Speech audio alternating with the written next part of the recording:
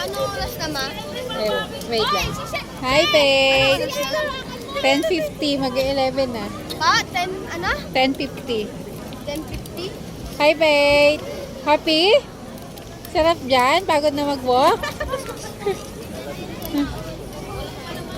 Buti ayaw, hindi rin siya yung gustong bumaba. Gusto din niya sumakay. Bala ni Peter sa bahay natin. Gusto ka nang sandungin mo lang ka. Hindi kaya. Wala na kasing usudan. Hindi mausog yung pet mo. Hindi na pa. Sagad na. Eh, itupi mo na lang yung paa mo. Para patong siya sa ano mo. Yan. Yan. See? Nakakala yan. Pag pagod ka na, pababain mo saglit si Dico.